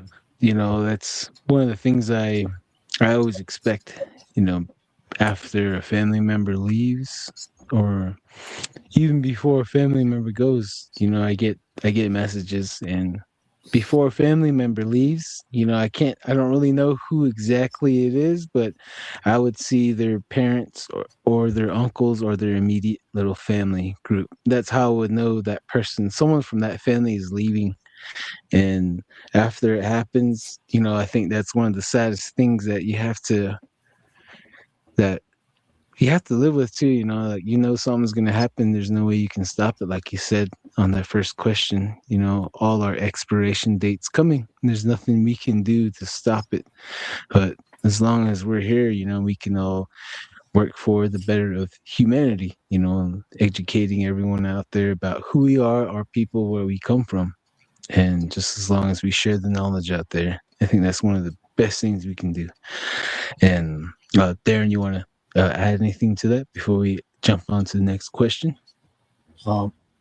Yeah, that it's just a fact of life. You know, with life comes death, and I think death, you know, it has its own knowledge, and if you listen to it, it'll teach you, you know, what life's about. So at that end, you know, even death is a teacher. Some see it earlier, and you know, and some embrace it at the end. So it's just a fact of life, and we just all gotta, you know, accept it. And you know, I think it's just the not knowing part that scares people, and you know, I would understand. So, yeah. Let's get on with the next question, there, buddy. Well, yeah. Shout out to Elder Medicine Bear Claw. Thank you very much for the tip. Whenever you're ready, Elder Bear Medicine Claw, Darren and I and Lee would love to be on your show whenever you're ready. Please reach out to us. We like to collaborate. Chickmuck44, hello everyone. What's up, Chickmuck? Before I go on to my question, let's read if anyone has a question here on the chat real quick. Stage fright. Oh yeah, Lee got stage fright. He's like, what? I'm just kidding. No, just too many questions at once. I know, right? Gotta keep you on your He toes. said, somehow. huh? Okay. All right. Let's see here. Have you ever helped the spirit move on? No, that's something I don't do because my gift only limits me to certain things. I mean, to that extent. If I don't know, for whatever reason they're holding on to that specific area, then they're meant to stay there. That's kind of how it was like told to me, so I just leave it to that. And if I help them cross over, it's kind of like interfering with them in the third world, I guess, in our tradition. And that's not something I'm supposed to do. Just like if I were to visit the area where we found my uncle at, and if I see him there, I can't do anything about it. I can't bring him away from the area. So even to that extent, I can't do anything about it. Oh man. That's pretty sad, dude. But you know, the lesson is pretty just point blank, you know. So you don't touch it. Yep. Yeah, that's how we're all taught as well. That's one of the things we all can correlate with the teachings on that. Okay. What do you think the spirits want humans to understand? That they're around us. All the listeners out there. Yep. I mean, yep. I can't speak for like the demonic spirits or anything like that, but if it's just the normal spirits that are here, they just kind of like just want to be known. They just want to be just like us, because at one point they were us, and they don't want us to be scared of them. They don't want us to be afraid. So they just kind of give us little signs here and there showing that they're here. whether that's making noise in your room, making noise in your kitchen, whatever it is. Just like one of my experiences is that there's a little girl that is in here in my apartment, and she pops up here and there, and she follows me around, kind of like looking up to me in some type of way. But I know she's just there. I know she. Go ahead. Oh, sorry. I was gonna say that's that little girl you were telling me about, huh? When we slept at your place. Yeah, yeah. Oh, okay. I don't know if anybody's seen anything, but yeah. There's like one time where with my son has this little piano that my dad bought for him, and I was in the living room and it started playing, and then I started asking questions, and I asked, press once if you're a boy and press 2 if you're a girl or something like that, and then I pressed it twice, and then it was like, okay, I know who you are now, and then I started asking more questions about it, and to me, I didn't feel no bad intentions from it, so. But it doesn't help that I can see them. So, yeah. What's your take on like a Ouija board and stuff like that? Communicating with the spirits in that manner. That's gonna be hard for me to answer because, like I said, I can see them and I can talk to them myself, but in that kind of regard, that kind of perspective, I guess. Doing it like that, you're not going to know who you're going to talk to, whether that's a normal spirit or a demonic spirit, So you're just basically opening its own doorway in some type of way to lead anything into it. So. Yeah. True that, man. That's the reason why I asked that is, you always hear these stories of people using, Ouija boards and they attract, unknown entities around them. So, everybody has a story. I think even Don has a couple of them. I do. So, yeah, I think that's one of the bad part is you don't know who you're talking to. So, or what you're talking to, natural or unnatural. Oh yeah. I was telling Lee some of the things that I was experiencing. I had a moment where I was experiencing all kinds of things, especially communicating with spirits and seeing spirits, and I accidentally told them to come, follow me. I can help you guys out because they were lost, asking for help. And I told Lee, dude, don't do that. And I stopped, and the visitation stopped. So, thanks for that, Lee. Because I don't know what the heck was I getting myself into. But there, I got another question, Lee. When is there a language barrier when you communicate with or with the dead, or is there communication barrier between like the spirit world? Does everybody understand, or do they all speak like Apache or German? Or how does that work? So for me, I haven't run into any type of spirits like that per se. So it's just mainly around here on the res. I don't travel a lot. So, but if anything, it's more of speaking Navajo, because when I'm speaking from like this reality, from me to you, I can't speak good Navajo per se, but in my head when I'm talking to them, I'm fluent, so they understand me and I understand them. Even when things are being told to me when I'm helping patients, it's told to me in Navajo. And it's up to me to translate it to English. And it's very hard because certain type of words, they use the old language, not the current language from what we have today, but it's the old Navajo that we don't really have and understand to this day. That's kind of how it is to me. Oh, okay. And all that goes back to all the Apache sightings that that a lot of us are experiencing across the Navajo Nation, getting visited from dreams to even seeing impersonations, full body impersonations.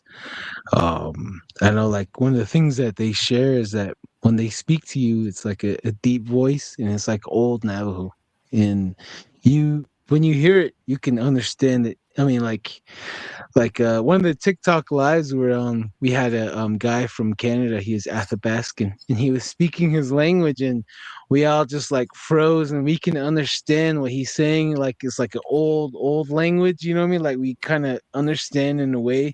So I understand what you mean. That's pretty cool. That's pretty awesome. um, I have another question here. Sorry, I lost it here. Have you ever like any situation where it had you think like, I shouldn't be seeing this, or like why did I see this? Like makes you think about everything. So Looks like that you had kind a few of stories. goes with what I was gonna bring up about this whole thing, all these questions, is that I can foresee, or I'm told when someone's going to pass away. I mean, it doesn't give me the exact time or date, but it tells me like ahead of time, and it's something for me to brace for. I mean, some of my closest family members that I lost within the past 6 years, I've all known about it. And even to this day, it's like I'm even told that I don't have much longer with my parents. So it's like that's something I don't want to hear. That's something I don't want to know, especially coming down to that very last thing that they tell me is like, I don't want to know something about that. I mean, I'm trying to make as much time with them as I can, but how much longer do I have with them? So it's like conflicting with my tradition on that point, and it's something I don't want to know, and something I don't want to hear from them. But I mean, we can't really choose what we believe in, and we can't choose what we are told. So that's the tough part for me. Oh yeah, for sure. How about has there ever been a time where you were afraid to go to sleep because of what you saw and experienced? When I first astral projected, that was like the first time I really got scared, because I got stuck in that what I like to call the void, because it's like just like a black empty space. And that's where I normally see the people walking around, and whether they're people that passed on, or if they're people that are trapped in there. And that's something I don't like, and that's what scared me the most when I first started figuring out what I have. And up to right now, it still kind of scares me, because sometimes I don't know if I can come out of it, or if I have to be pulled out of it. And sometimes if I dream, I get pulled into it. Yeah. So that's just that just comes with the cards, huh? Just happens anytime. Yeah, just like the last time I did it was I think maybe about a month ago. I remember I was sleeping, and I just like kind of floated. Like I sat up in the bed, and I turned around, and I see myself laying there. I got out of the bed, and I started walking around here in my apartment. And I remember seeing this because we have this patio door, and I remember seeing this person that looked like someone from a Pueblo. I don't know what tribe or anything, but they were just standing right there. And then I remember I walked up to them, and I told them like, "Hey, what the hell are you doing here? Like, you're not from this area." I mean, I said a lot of stuff to them, and they just kept looking at me like, "You have no power here. You have no control here, and we can take you whenever we want to." And to be honest, I felt like they almost did, but that's when I woke up. Damn. Yikes. Sounds like a trap.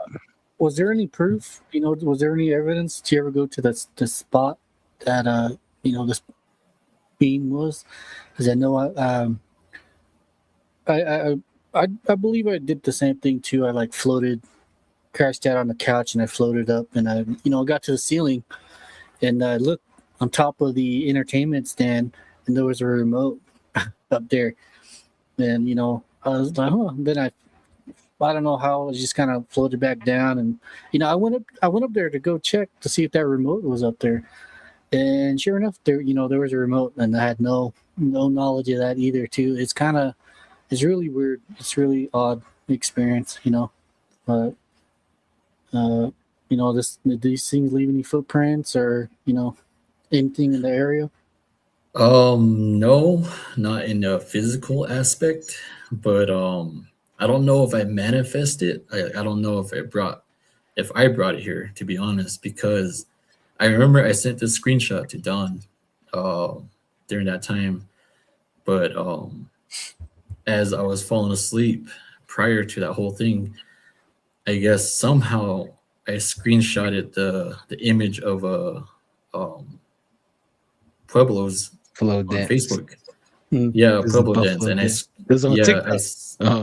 no, it was on Facebook. Oh, I okay. screenshot it, and I don't know if you have a Samsung, but you had to press the power button and the volume down button at the same time. And I don't know how that's possible to do it if you're half asleep, And I remember I woke up the next morning and I had that screenshot still open on my phone, and then that's the same night that I basically astral projected and seen that person at my patio door. Wow. And also, how close is the spiritual world? How close is that, or is it to this reality? Or is there a huge gap, or is it just something real thin that you just need to sit there and meditate? And just how does that work for you? I don't know if you remember that scene in Avengers Endgame. You know how they're showing the timelines with the Infinity Stones and stuff like that. How they're going side by side. It's like that. It's like a very, very thin line that exists between us. It's kind of like a mirror in a way, the way how I see it. And I mean, if I wanted to, I can actually do it right now. But then again, I don't know who's going to pull me back in. So that's something that I'm like cautious on. Oh, okay. Well, maybe next time. But wow, a lot of knowledge drop right here. So, Kitten was MP2. You still there? Yes, I am. So, you got any words out there?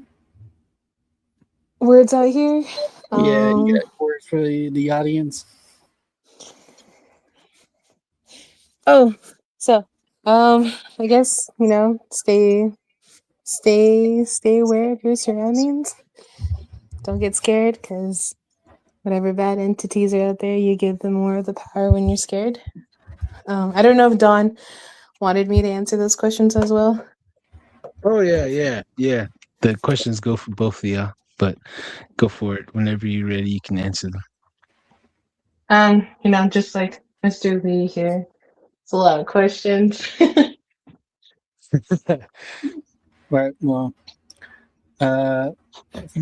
we can always set a next one up for you. This was kind of a last event. This is a freestyle. Yep.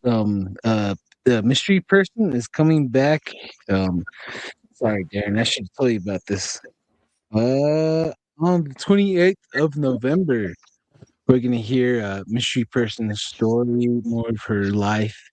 Tonight, the guest Beary couldn't show up tonight, which is perfectly fine. Things come up in our life, and with us, we have to be adaptable, and we have to be very versatile here, and be flexible.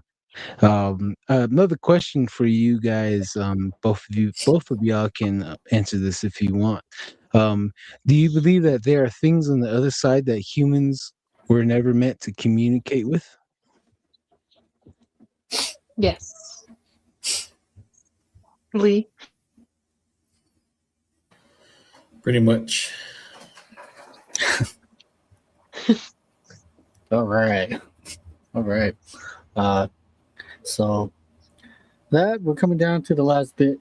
You guys got any final words? Oh, hey. we got one right here real quick here. Let's throw on some of these questions here before we end the show tonight. Z Sun Dragon 6461. I have encountered an angry spirit on my land that I awoke. He was native and a protector of the land I live on. He reached and broke a lamp. I went to talk to him. I couldn't see him as spirit as we. Oh, geez. Protective land. Where at, Z Sun Dragon? That's very interesting. Yeah. Okay, right here.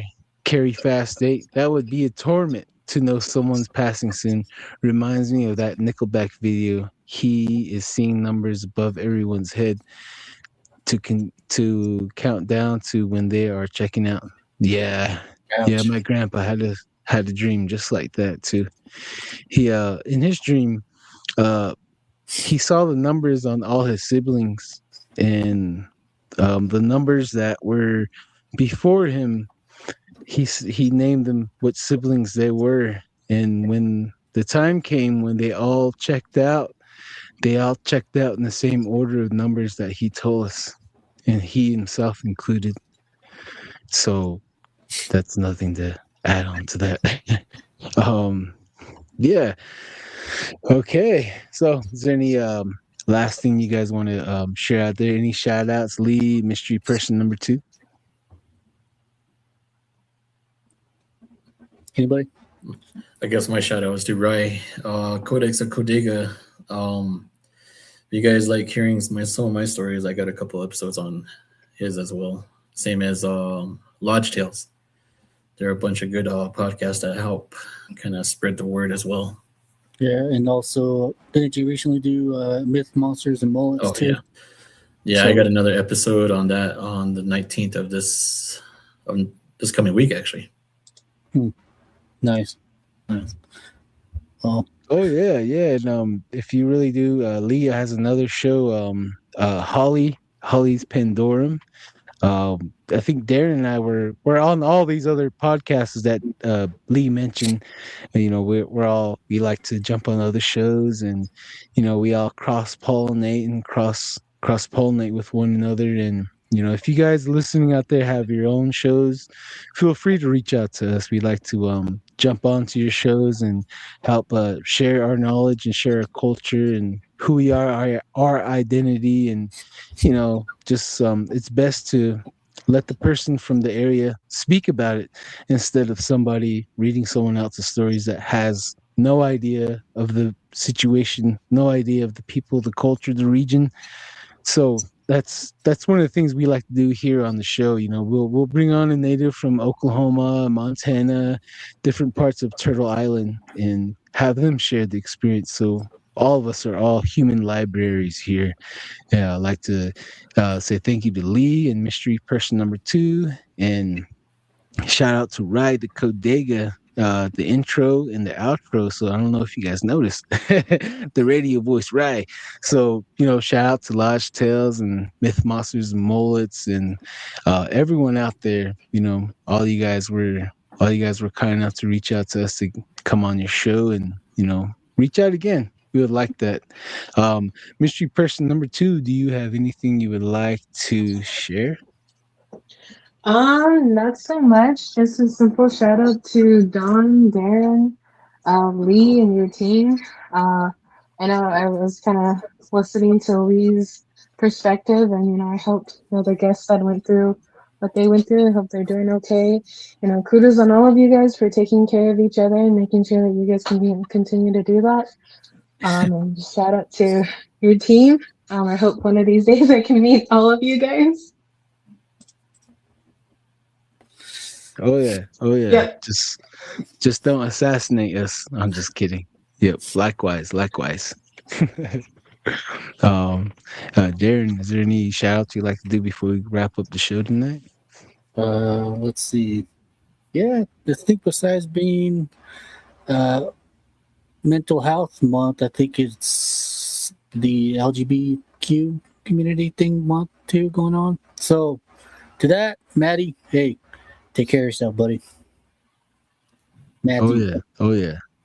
Shout out to everybody out there. You know, Two Spirit. You know, we're all here. And all best thing we can do is, show the inner light, love each other. Because if we do a great job of coexisting and accepting one another for who they are, I'm pretty sure that the green guys up there will come down and, who knows? We don't have to pay rent and work 8-10 hours a day. Maybe our back would have a little more fluid in our knees when it pops so loud, and being a slave to the government. Right. So we all want freedom here, but yeah, gas is 89 cents again. So who knows? oh man? yeah. We gotta hurry up with that John Connor, and build AI, and pretty soon we don't have to work anymore. But I digress on all that. I digress. The end times is coming, but not today. Not today. Lee, thank you again. Mystery person, thank you again for this freestyle night. Next week, Lee is coming back on. Mr. Lee will be back on. And you guys stay tuned. It's gonna be another great show, and we're going to be getting into more of the topic that we kind of brushed on here. There's things that Lee didn't share that went on that night, and we're going to save some of the juicy stuff for next week. Mhm. And yes, MJ Yucca Fruit, we are all related. Yes, we are all family here. Yes, indeed. Yes, indeed. Z-Sun Dragon, thank you for hanging out in the chat and welcoming in everybody and saying hi to everybody. Thank you. Okay, Linking Atlas, do you believe that we can leave this planet and visit other planets? Yeah. It goes to the astral projection. Yeah. One of the first things that I experienced with when my grandmother died, the night before we were supposed to bury her, she came to my dreams, and I was 6 years old at the time. In my dream, I did something to piss my mom off, and my mom was chasing me around the house with a stick or something to whip my ass. And I ran around the house 2 times, and the third time I came around the front, I see my grandma sitting underneath the tree. And she said to me in Navajo, go, go de ya, go. She's saying, come on, let's go. Let's go to heaven, let's get out of here. So I ran to her, I hugged her. I was like, why did you leave me? I was mad at her, crying. And at the time, I didn't know what it was we were getting into. But what I got into was a chariot. And we started going, vertical. We went out of the atmosphere here on this planet. And I seen the galaxies and the Milky Ways, everything that we see through the powerful microscopes. I've seen that already, the stardust, the galaxies, and everything. And I woke up to a planet that was full of light and full of life. And I've been to that planet 3 different times, where I met my grandpa twice, and I was brought to my dog that left me last year. So we do visit planets. We do visit in this reality that we check out. When we close our eyes, there's another reality that we awake to, and that's a parallel universe. And there's more mystery to this world that we know it. And we're all here to enjoy this journey, to enjoy this human experience together. But although we're all human, but we're more than human. We have spirit, we have a soul that's more beyond anything and anyone can ever explain or ever amount to anything. And that's one of the things that's greatest, because the Creator gave us that life and made us. And to that, shout out to everyone watching. Shout out to all you guys hanging out on the airwaves and on the radio stations out there. So if you guys want to hang out with us more, our team here, you guys can go to Facebook group page, look up Don't Whistle at Night podcast. You can go to TikTok, look up Don't Whistle at Night podcast on TikTok. Darren's there, Navajo Carpenter Lee's there. So we have our own handles there, but you can find all of us there. And we do lives there twice sometimes. When I work, at work, we go on the lives, we joke around, and then maybe tomorrow night we'll do a TikTok live, maybe 2 hours, and we'll all share different scary stories, like a freestyle type of deal. If you guys want to join, please look for us. And we do have a lot of fun. We do our best to take you guys with us on our lives, investigating investigation lies with the Starlink. So keep a lookout for us, guys, and much love to each and every one of you out there. One more time, guys. You guys want to say laters up here? Later. Bye. Laters. Good night. Oh yeah. Oh yeah. Likewise, guys. Enjoyed it. You guys take it easy out there, wherever you are. You guys keep doing that good voodoo that you do. I'm just kidding. You guys keep being a good positive force out there. Love one another, take care of each other, listen to one another.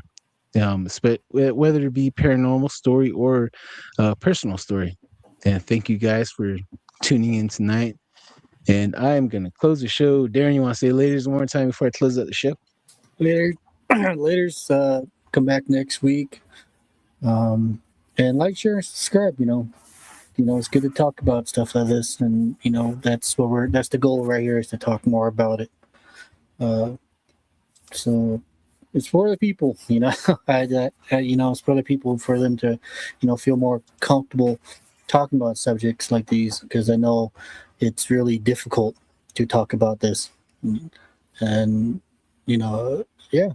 come by and talk with us, kick back and enjoy. All right. Oh, yeah. And have a good night. Oh yeah, don't be square, guys. Don't be shy. We don't bite. Just like Raymond and Pine Hill's most interesting man said, we're here. We're here, and we'll still be here. You guys take care out there, and thank you for tuning into Don't Whistle at Night. We have been broadcasting live here on the United Public Radio Network, 107.7 FM in New Orleans. I am your host, Don Yazzie, and co-host Darren Yazzie right there. Yeah. From all of us here on the UPRN, and everyone out there, have a great weekend. Be safe, and be sure to catch us next week here on tonight. You guys have a great one. Take care. Bye-bye now. Laters.